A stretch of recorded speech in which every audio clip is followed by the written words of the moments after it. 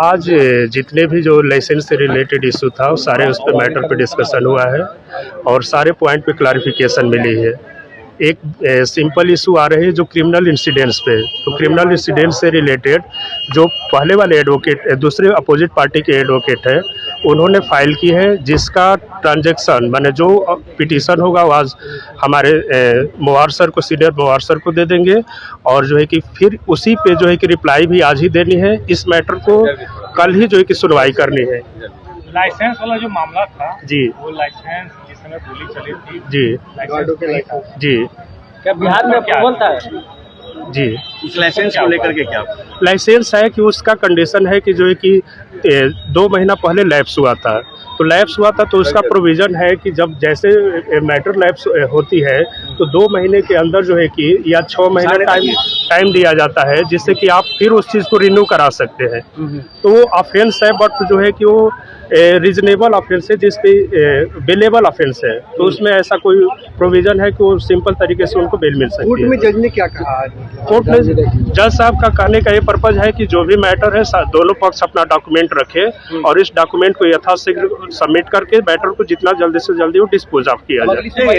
अगली सुनवाई इसी पर्पज की वजह से देखते हुए जज साहब बोले हैं कि दोनों पार्टी अपना अपना डॉक्यूमेंट शेयर कर दे। इस मैटर को हम कल ही सुनेंगे। ये लाइसेंस को लेकर कई सवाल उठ रहे थे, आखिर कहा जा रहा था किस स्टेट का लाइसेंस है, कमर्शियल है या रेसिडेंशियल लाइसेंस है, इस तरह की बातें सामने आ रही हैं। जी, जैसे कि ये लाइसेंस इनको 3 स्टेट के लिए मिला है, ठीक है, जैसे दिल्ली है, उत्तर प्रदेश है और एक और स्टेट है, बिहार है। और एक ट्रेवलिंग लाइसेंस होती है। ट्रेवलिंग लाइसेंस होती है कि जब भी हम बॉडीगार्ड रखते हैं तो हम एक ही स्टेट में नहीं रहते हैं, सारे स्टेट में जाते हैं, तो उसके अकॉर्डिंग इनका वैलिड है, वो आप आ सकते हैं, जा सकते हैं। उनका बस यही कंडीशन है कि जो लैप्स हुआ है जो 2 महीना पहले, तो फिर वो रिन्यू करा लेंगे, तो वो कोई बड़ी इशू नहीं है। अच्छा, लाइसेंस दोनों का ये था, लैप्स कर गया था या किसी ये एक का हुआ है।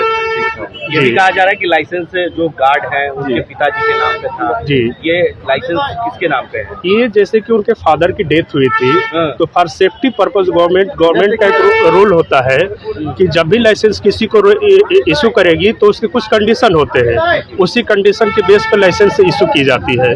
हम ऐसे किसी को लाइसेंस इशू नहीं करेंगे, तो बस सामान्य नॉर्मल।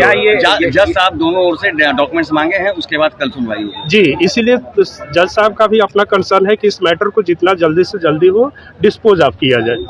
लेकिन ये हो सकता है कि पिता के लाइसेंस पे नहीं, पिता के नाम पे नहीं लाइसेंस है, लाइसेंस उन्हीं के नाम पे है।